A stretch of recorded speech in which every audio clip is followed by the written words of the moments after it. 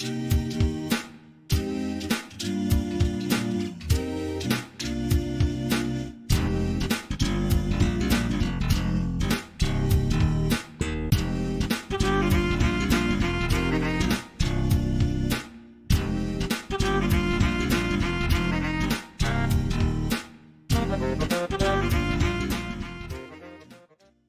First Christian started, I belonged to another church. I had become a little disillusioned with that church, and I was falling away from going to church altogether. Pastor Johnson, being my best friend at the time, he had became pastor, but he was pastor at the United Methodist Church. Now, I knew I wasn't going back to United Methodist. I was raised United Methodist.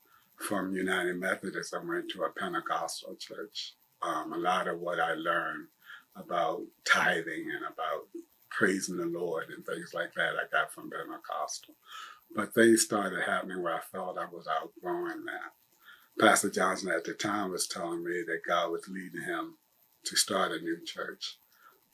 But he was still pastor at a United Methodist church, and he said, just give me about a year, and we'll see what God will do. Within that year's time, I started sitting under his Bible studies and things like that.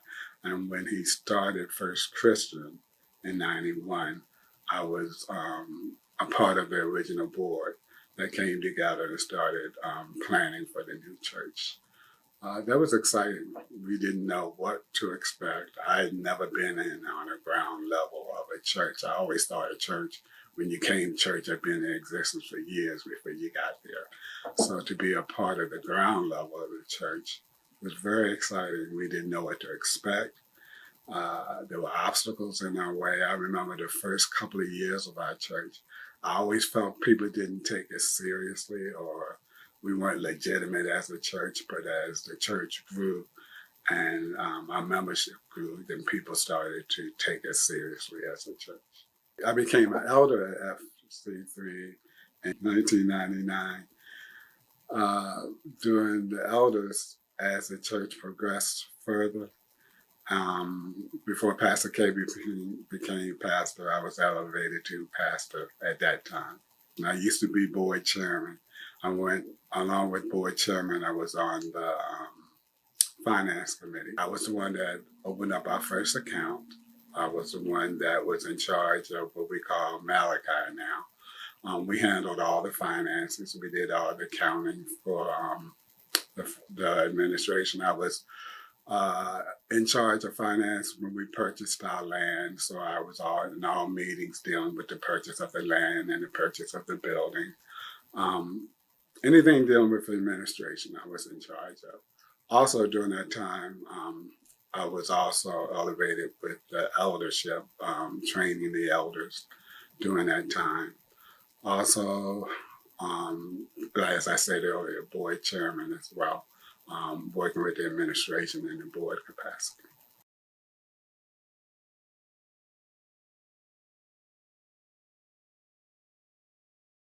What comes to mind is how they cheated me years ago when we did the superlatives. And I think he won the best shout. And I really had an issue with that Elder B, but that's okay now because we're going to be sitting by each other. We're going to see who shouts the best. Elderberry is a piece of work. Grump. How do you have grumpy old man and the most compassionate person all rolled up into one body? That is Elderberry. You know, I grew up with Elderberry. Elderberry was my neighbor. Was a young child. So but to have a relationship with the spiritual Elderberry was awesome. We kind of started off kind of strange because I didn't feel like I had to connect with him. You know, I kind of felt distant from him at one point. And then all of a sudden, Pastor Johnson brought us together as ministers one evening. We were having our meeting and he brought us together and he said, go to someone or talk to someone that you really, in the ministry here, because it was a smaller group then. He said, just go to someone that you don't feel like you have the greatest relationship with on the team, and just, see what's going on there and kind of see if you can break down that barrier. And we both walked toward each other. And it was weird because from that point on, we just sort of clicked. It was like we went to each other and said, I don't know what it is, but we just don't seem to have connect. And we couldn't figure out what it was because we never did have any problems. We never had any issues or anything like that, but we just weren't connecting. And ever since then, we've been connected. I remember a few years ago, I don't know how the conversation came up, but Elder B said, when I met you, do you know I didn't trust you? And it didn't offend me. It didn't offend me. And I said, well, that's okay, because when I first saw you, you were standoffish. But now I believe he really loves me. He's not going to admit it, but I believe he loves me. He was the leader of the elders group, so I've worked under him. But I appreciate him. And doing some of our health challenges, we've gotten, I think, even closer because we can relate to each other. Barry and Ricky were best friends, which really they were more like brothers, to be honest. And so in many ways, Barry to me is really like my brother-in-law, who we're now in ministry together. And the thing about it, if you look back when I started dating Ricky, and Barry and Charmaine, we were all together. I just wouldn't imagine in 1,000 years we would be where we are today, doing what we're doing today. Elder Barry was one of the first ones who I grew acquainted with when I came to First Christian. In fact, he was the predecessor to me on the Board of Stewards, and so I was able to step into that role after he left, and so he did a lot of tutelage and mentoring of me in that role. He lives and breathes First Christian. He's been there since we started in the basement of a house to begin, and he has never wavered. He has never left. Elder Barry is my right-hand man. Whenever I have a question or I'm unsure of anything, I go to Elder B. Elder B always remind me of administrative professional day, church anniversary, Pastor Queen's birthday, Pastor K's birthday. He's always coming to me saying, you know what, sis, this is what we need to do. We need to do something. Elderberry is that child that other people can't talk about. Do not talk about Elderberry because we're going to defend him to the most. But when it's just us, oh, he gets it. He gets it because he's that grandpa that loves tradition. He's the senior member that loves tradition, and he holds tightly to that tradition.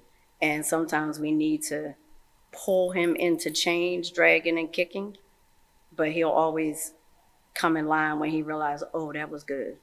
Okay, that was good. But he coming dragging and kicking.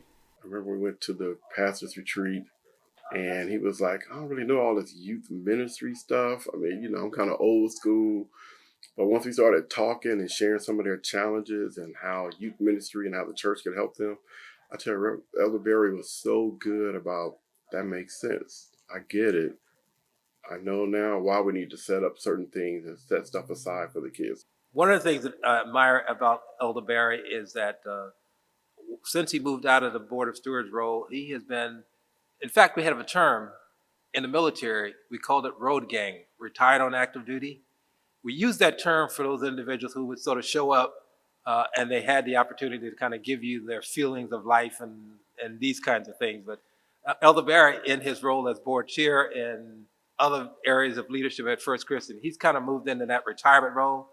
And he does a great job at it, mind you. And so that's another thing I need to learn from him is how do I move into retirement while serving in First Christian in the capacity that he has moved into. What I can think of Elder Barry is that he would often come to the classes unprepared, and Richard Johnson would chew him out. That's what I remember. Richard Johnson ain't play. I don't care who he was. Him and Barry was his heart. I mean, Barry was like the brother from another mother, but he ain't play. When you had to assignment, he had to do something, you better come correct. And poor Barry, sometimes he just didn't. I will tell you this one time. This is when Rick and I were dating, right? So come to find out that he and I had just started dating. There was an old girlfriend upstairs who didn't know they had broke up. Okay? But Barry knew she was in the house. So Ricky didn't want our paths to cross, right? So anyhow, had all worked out, I won. So anyway, this is down the road. We're getting on down the road later on. And so the subject comes up again about, hey, you remember the time of Mount Olive? And I was like, what about Mount Olive? And so Ricky was like, oh, nothing. And so I looked at Barry. Barry, one thing about Barry, he can't lie. And Barry, all you got to do is look at him and you can tell whether or not he's telling the truth or if he's lying. And I looked at him and knew his lips was beginning to form a lie. And so I said, what really happened over at Mount Olive? Barry starts singing like a bird. he's told all of Ricky's business. Ricky was standing there going like, I can't be telling you anything because you'd be singing like a bird. And then he was saying, well, what I'm supposed to do when she looked at me that way? You're not supposed to look back at her. You're just supposed to turn your head. So he sung like a bird. He told me everything that went on. That's my guy. That's a father figure. He was my dad's best friend. He was a friend to my mother. Personal notes, of course, because with Elder Barry, he was always there. He was there before my father passed away, and he was there after. I say that in humor about him being retired, but he has been a stalwart in this ministry and everything that he's done. We have had a bond and a friendship. Families have gone on vacation together. We've done a lot of things together, and so it's a long-lasting friendship that I've had with him and his family. Love him to death. Elder Barry, we go back many, many, many years. He is an exalter. He's a prayer warrior. He's an administrator. And he helped me to get the finances in. But he is a homeboy. He loves family, his extended family. He's a traveler. He probably getting ready to go on a cruise now. He enjoys life and that more abundantly. And he has been also woven in this very fabric of this church from the beginning until this point. And that's my brother. That's my brother. Elder Barry is my brother. And again, we go way back, and I just love him. He's never done it, but I'm pretty sure he could give a word. The way he prays and the way he teaches, he could preach if he really wanted to. I'm talking to you, Uncle. You could preach if you wanted to. He could preach if he wanted to. I mean, but he's literally done everything in the church, from counting money to directing the choir to leading whatever ministry, rebirth, even teaching the AK. He has literally done every single thing in the church, and it's just amazing that he's still here.